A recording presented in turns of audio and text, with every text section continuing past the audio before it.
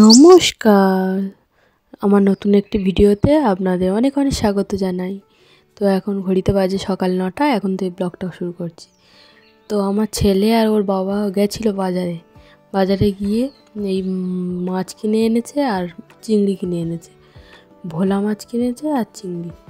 তো আমাকে বললো তাড়াতাড়ি করে ধুয়ে নাও, আর কেটেই এনেছিল ওগুলো, কারণ ছোটো বাচ্চা নিয়ে আমি বাড়িতে তো কাটতে পারবো, খুব কষ্ট হবে, ছেলেটা পিছন পিছন ঘুরবে, তো হাত পা কেটে যাওয়ার ভয় আছে। ওই জন্য বাজার থেকে বললো কাটিয়ে আনি, তাহলে আর বাড়িতে ঝামেলা থাকবে না, ধুয়ে নিয়ে আর ভেজে নিলে হয়ে যাবে।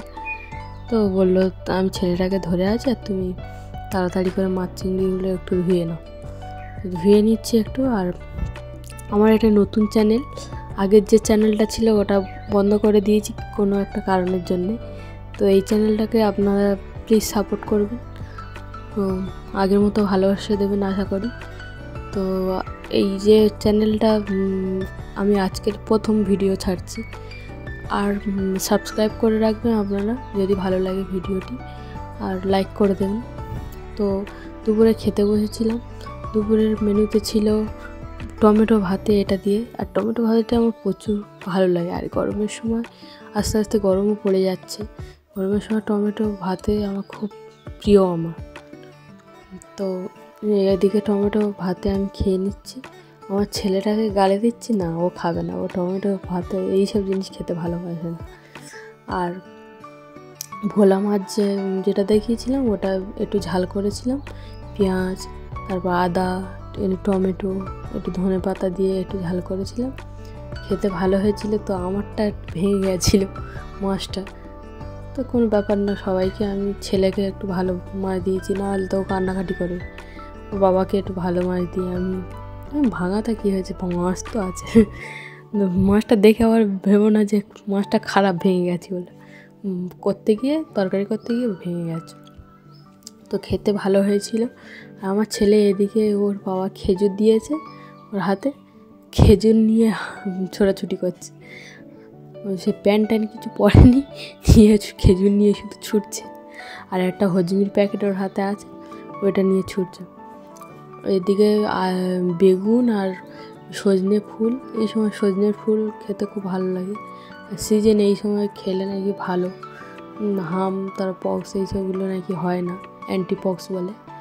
তো সেইটা আমাদের পাশে একজনের গাছ আছে, উনি বললো যে তোমার ছেলের জন্য গুঁড়িয়ে নিতে পারো না, আমি পরিষ্কার জায়গা ওখান থেকে গুঁড়িয়ে নিয়ে এসেছি। আর একজন বললো যে আলু দিয়ে ভাজা করার থেকে বেগুন দিয়ে ভাজা করে দেবে ভালো লাগে, আমরা সবসময় আলু দিয়েই খাই। আর উনি বললো যে একটু বেগুন দিয়ে করে দেবে, আমি ভাবলাম যে বাড়িতে একটু বেগুন আছে, বেগুনটা দিয়ে করেই দেখি যে কেমন লাগে, নতুনত্ব কিছু লাগে। তো খেয়েছি, বেশ ভালোই লেগেছে, আমার তো আলু দিয়ে বেশি ভালো লাগে, তো এটা অন্যরকম লেগেছে, ভালো লেগেছে মোটামুটি। আপনারা কে কেমন খান একটু কমেন্টে জানাবেন প্লিজ। আর এটা হচ্ছে চিংড়ি এনেছিল, ওই চিংড়িটার মালাইকারি করেছে, চিংড়িটা কত বড় দেখেছেন, বড় ভালোই বড় চিংড়ি ছিল। আর আমার এই যে থালাটায় ভাত খাচ্ছে, এটা আমার ছেলের থালা, ওর খাওয়া হয়ে গেলে আমি সেই থালায় নিয়ে বসে পড়ি। ওর বাবা বলে যে অন্য থালা নিয়ে বসতে পারো না, এই থালাটাই আমার বেশি ভালো লাগে, এই ছোটো মতো থালাটা, এটা দেখতে এরকম লাগছে, খুব ছোট থালাটা, তো এই থালাটা আমার খুব ভালো লাগে খেতে। এটা আমার মা কিনে দিয়েছিল আমার ছেলেকে, আমার বোন বায়না করেছে যে আমার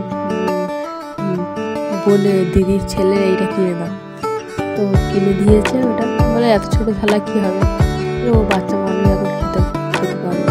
তো ওর পোলিও ছিল, রান্না বান্না করে খাইয়ে দাইয়ে নিয়ে পোলিও খাওয়াতে নিয়ে গেছিলাম। আর ও বায়না করছিল পার্কের মধ্যে যাবে, আমি নিয়ে যাবো না, রোদ্দুরের বেলা ভালো লাগে, এখন যা রোদ্দুর দিচ্ছে গায়েতে ঝালা করছে, ঘোড়া চড়ে বেশ আনন্দেই পাচ্ছে, পাশে আর একজন চড়ছে, ওতে অনেক বড়। আর ওখানে যে বড়গুলো মাঠেতে খেলা করছিল, ওদের বলে এসে লাগার খুব চান্স ছিল, যে বাচ্চাগুলো খেলছে, এত ঘাম হচ্ছে, আমি টুপিটা খুলে দিয়েছি, টুপিটা পরিয়ে এনেছি, কারণ এত রোদ্দুর মুখটু একদম কালো হয়ে যাচ্ছে। পাশ থেকে একটা রাস্তা, ওখান থেকে গাড়ি টাড়িও যাচ্ছে, আমার ছেলে এদিকে দোলা চড়ছে, চেঁচাচ্ছে যেন জীবনে পার্ক দেখে এরকম মনে হচ্ছে। সবসময় পার্কে আনি, তাও বাচ্চারা এরকম করে, পার্কে নিয়ে আসলেই ও যেতে চায়। আর এদিকে সন্ধ্যাবেলা আমি রুটি করছি, রুটিটা নিয়ে কাণ্ড দেখো, আমি আটা ওইদিকে দেখো আমি আটা মারছি, এখানে আমার বোন ভিডিও করে দিচ্ছিল। ও আমাদের বাড়িতে এসেছিল, ও এদিকে কার সাহায্য মারছে, কোথায় লেচি কাটছে, কোথায় বেলতে হবে। আমার বেললে হবে না, আমার রুটি করতে দেবে না, ওর রুটি করতে হবে। ওর কাছে একটুখানি ছোটো একটা বল দিয়েছি যাতে ও করতে পারে, ওই শান্ত থাকার জন্য। কিন্তু হবে না, বড় বড় যেটা আমি নিয়ে মারছিলাম, বড় জিনিসটা ওর চাই, ও এগুলো একটাই করে। আর এদিকে মাথার চুলটা বেঁধে দিয়েছি, অনেক বড় বড় হয়ে গেছে বলে চুলটা কাটিয়ে আনতে হবে, তো কাটা হচ্ছে না। এদিকে ওর মাসির বিয়ে চলে আসছে, আর সামনে আমার বোনের বিয়ে, তো ওই জন্য আর আমি কাটাইনি, একেবারে বোনের বিয়েতে কাটাবো। এদিকে বড় একটা বল করে নিচ্ছে, তারা বড় দেখে রুটি বানাবে বলে। আমার আর কোনো চিন্তাই থাকলো না, আমার ছেলেটা সব কিছু করতেই পারে। তো আমি এদিকে ভিডিও করছি, আর ও যত খুশি আটা হচ্ছে, ওর মনের আনন্দ পুরো থালাটা ভরে নিয়ে চলে আসছে। রাত্রে আমরা অল্প কিছু ভাত খাই, আর বেশিরভাগ সময় রুটি মুড়ি খুব কম আমরা ভাত। এদিকে এরকম করছে, বোন দেখে যে এইটাতে ওরা খাবে, ছেলে চটকাচ্ছে আর কি করে খেতে হবে, ওরা এখন আবদার মেটাতে হবে। দেখি কার বাড়িতে এরকম বাচ্চারা এরকম করে, আপনারা যদি কমেন্টে বলেন আমার দেখেও ভালো লাগে। আর আমার চ্যানেলটি যদি ভালো লেগে থাকে তাহলে চ্যানেলটিকে সাবস্ক্রাইব করবেন, লাইক করবেন, শেয়ার করবেন। তো যদি ভিডিওটি ভালো লাগে সবাইকে শেয়ার করবেন, আমাকে একটু সাপোর্ট করবেন, যাতে আমি একটা জায়গায় দাঁড়াতে পারি। আমাদের গ্রামের থেকে তো এইসব মেয়েরা ভিডিও করা, তারপর মেয়েরা নিজের পায়ে স্বাবলম্বী হওয়া, এইসবগুলো মানে ওরা ভালো চোখে দেখে না।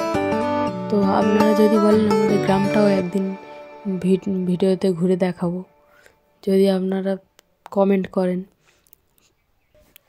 আর আপনারা আবার যদি ভালোবাসা দেন, আমি একটা জায়গায় দাঁড়াতে পারবো, ভিডিওতে নিজের পরিচয় বানাতে পারবো।